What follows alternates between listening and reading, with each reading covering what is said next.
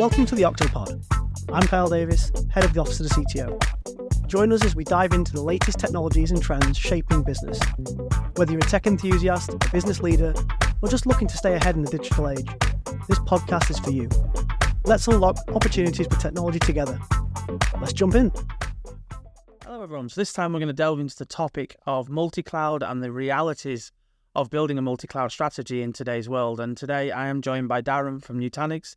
Darren, do you want to introduce yourself to everyone? Whenever you're ready. So I'm Darren Woollard, Field CTO for UK and Ireland at Nutanix. It's my job to support all of our customers and tackle all the very challenging IT situations that they find themselves in nowadays, and really looking forward to catching up on this podcast. Excellent. Thanks, Darren. So for everyone, we're going to break this into three parts as we usually do. First part, we're going to talk about transformation, cloud repatriation, talk a little bit about the elephant in the hypervisor room that we have today. In the second part, we're going to talk about what is it like to build a cloud today and where can you get them capabilities in different platforms. And in the third piece, then we're going to dig into what are the futures, what are me and Darren seeing, and what do we think could be coming down the line. So let's get into it.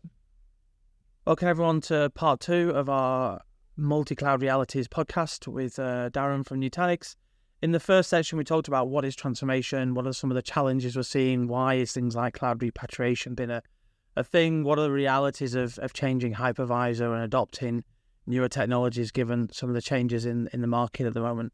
And we ended with a question, which was, do customers really understand what options are available to them, Darren? And I don't think they do, that side of it. So in this one, we're going to talk about, well, what is cloud? From that side of it. Let's get that definition for everyone, and then we can talk about how can we build one of them clouds with modern technologies and what's available. So, I mean, I've got my view from this side of it, but Darren, no, I want to hear yours. What is a cloud in your mind?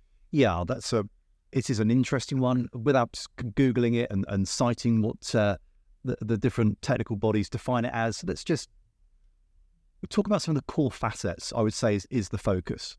And by that, I mean, what are we getting out of having cloud deployment? So we're thinking about automation. We're definitely thinking about self-service. These are very big things that we would be presented with if we go to consume from a public cloud provider today. We don't have to do anything more than type in a couple of details and a credit card number and it all happens. Of course, behind the scenes, we've still got the show back and charge back elements. We've got reporting. There's other bits that really all start to glue this. And when sometimes we speak to customers and we talk about their on-prem deployments, they say, "Oh yes, we've got a public cloud. We've got a private cloud." You think, "Oh, okay, then that's interesting. Tell me more about that." And then all they say is something, "Well, we've deployed a hypervisor in a certain way, and that's really about it." And that's not. It's not. Yeah. So they sold it internally to the boss as a private cloud because it ticks the board level. Yeah. Conversation. We have a cloud. Exactly. Before it goes up, they can tell everyone they've got a cloud. Yeah. The reality, I mean, I call it enterprise IT. Mm-hmm. There's nothing wrong with it as well. Let's not veneer over that. What you need is somewhere to run some workloads, and they don't need to change, and you don't need all them dev-ready capabilities, etc. Potentially, then enterprise IT might be the right answer. Yeah. Maybe a bit more automation than we've had previously to get rid of some of the IT operational challenges that come with that. So easier deployment or upgrading and management, etc.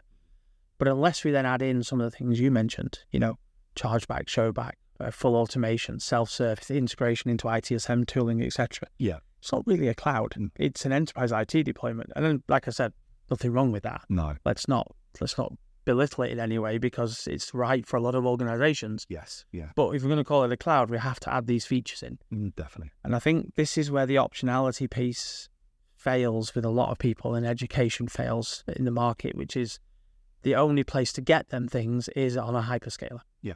And maybe 3 years ago, 4 years ago, 5 years ago, that was the case. If you wanted all of that stuff we've just talked about, you had to go to public cloud. And now I don't think we're there. I think if we look at what you guys have been doing and what some of the other, platform vendors out there have been doing, they've been building them capabilities for automation, showback, chargeback, integration, etc. into their platforms so that actually you can have the same outcomes in a different location, whether it's a service provider through something like ServiceWorks from CW or Nutanix in your data center or in a co-location facility. It doesn't really matter, you can have that capability now, and people need to explore that, I think, in a lot more detail to understand where they're getting the right value. Yeah. And I think actually, as you say, capability has increased over the past few years. There's no doubt about that. A lot of it is still very complex to manage. So additional skills, impacts on BAU as well. Trying to get all these products to kind of link together. We see that as a big problem. And I'm not going to pick on anyone specifically, but there are a lot of third-party options to deliver those core facets. We talked about cloud a few moments ago. As a presented kind of image to the organization from an IT management perspective, lifecycle management, everything, that's really hard. And we have to really simplify that. That's the biggest thing. It's definitely a drive. And we shouldn't shy away from the fact that delivering multi-cloud platforms is difficult. Mm. You know, some people out there might want you to believe that it's a click a button and you're done. But even, you know, for them organizations that are all in on public cloud, it's not simple. Mm. And we shouldn't shy away from that. It is a difficult thing to do. Yeah. But we are seeing the technologies now come that will help simplify that a lot. But we also need to think about that overall operating model as well, because it isn't just about the technical piece. We've got to think about that process and people thing from an organization perspective. Do you see that as part of the conversations you're having? Yeah, as well. And I think that also the people process thing links back to transformation we had in our previous episode, where we said about the technology bits is the business impact. And if an organization is deciding they are going to transform in some ways, they're going to maybe go from on-prem, maybe into a hyperscaler of choice, or they're going to go full on-prem in a private cloud, everything changes. Change control processes, how people request information. Think about the IT teams beneath. There's kind of two angles to that. We need potentially maybe some different skills depending on scripting, automation, all the stuff that kind of makes it happen.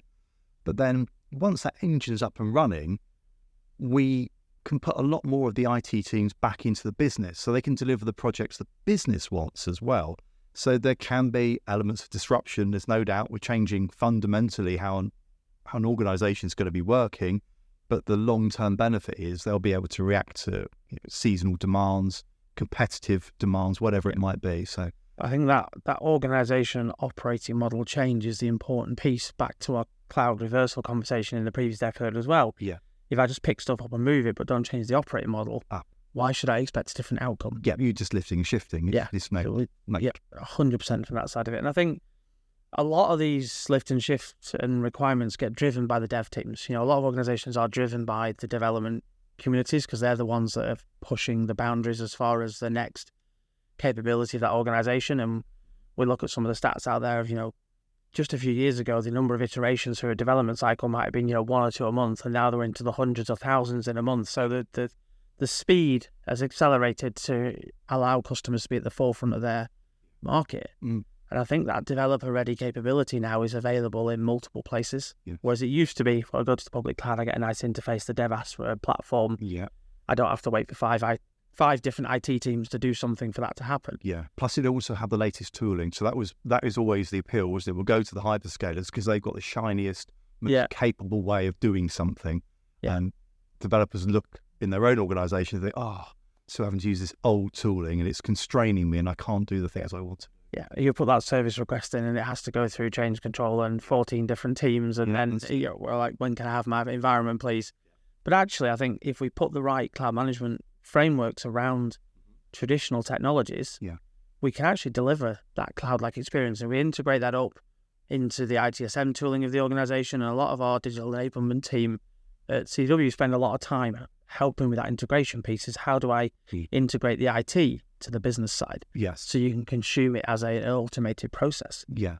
These technologies are available now. So definitely. And also as well, in some ways, if we're empowering developers or anyone within the business who wants to consume IT in a rapid fashion, you say not have to wait for the days and weeks for things to be delivered. We want an operating model that clearly is multi-cloud, hybrid cloud, these phrases we hear, but we want it to be the same software stack and delivery model across multiple locations. So that way then our IT teams aren't having to have different skills. So if we consider some organizations have their on-prem IT managed by their own staff, and then they have people who happen to have skills for AWS as an example, and then they manage that environment. And again, we're back into siloing teams, and that's not a good thing, because then that slows down the process requests for services again. So we need that single data center operating system across all locations, whether it's on-prem, MSP, hyperscaler, whatever it might be. Yeah, and not just slowing down though. If we start to go in silos, we look at the security implications, the overall governance implications of that. Silos are never going to be a great outcome for any business process from that side of it. So that makes perfect sense. I think if we look at the architectures that are available now, you talked a little bit about how the Nutanix conversation has moved away from HCI to more of a platform capability. Yeah.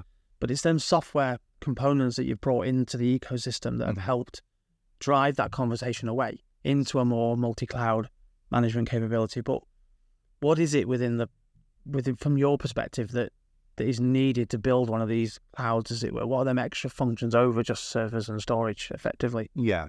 Well, certainly from our perspective, clearly we want to offer those kind of core facets of functionality that a true cloud-native architecture has, and make it incredibly simple. We do that in our own way. It's been something that's been developed over many years, and we do stand out against others who deliver that solution.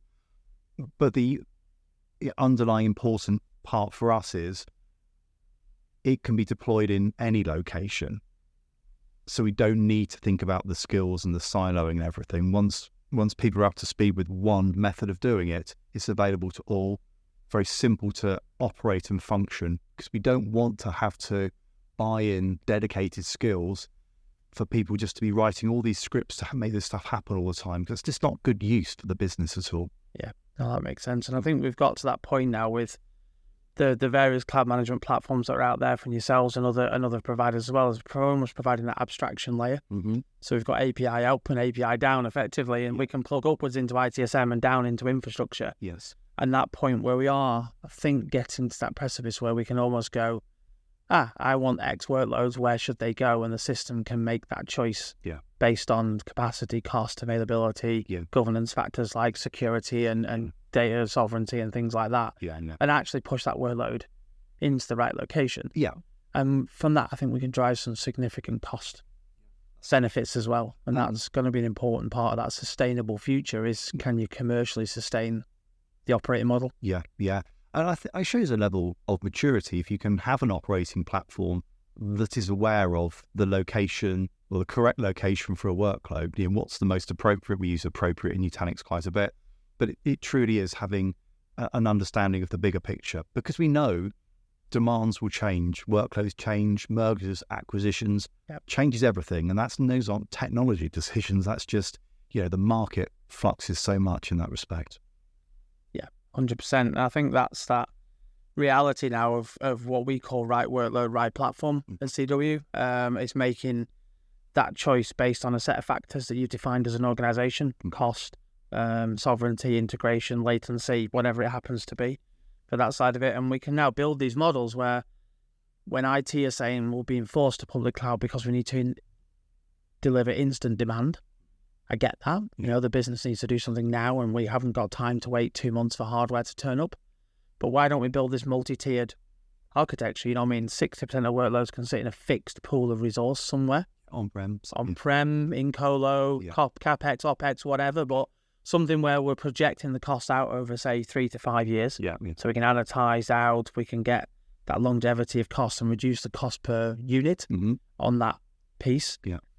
Why don't we have a burstable piece in the middle of that, where we can add resource instantly? We pay more per unit, but we get that instant burst capability. And it's seen as temporary anyway, so it should be seen as temporary, 2 months, 3 months, whatever. But if it gives us that burst capacity while we order hardware to bolster that long-term piece, with that ability to move workloads backwards and forwards seamlessly, then we can burst in the more expensive area.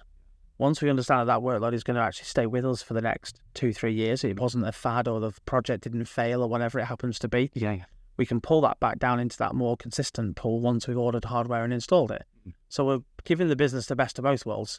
Stable workloads, long-term cost protection at a lower cost per unit, all the cloud benefits of scalability, And then with the management piece, bring in the native cloud as well when we want to bring in, native AI services or native PaaS services, etc. Yeah. But actually, if we can get that networking piece right as well, which we'll talk about more in the third section, then we've got that real flexibility for the right size of organization. Yes. I think that's important as well. We don't force an architecture onto every organization because it won't be right for all. No. And recognizing that the hyperscalers do provide a couple hundred products each. I think there's a lot of choice out there, and it's bleeding edge stuff, and some people want to be consuming that, so we should have that mixture, and that's very much what we support as well. And 100%. And I think getting them workloads near each other so that we don't have to worry about latency and networking connectivity, etc., is important.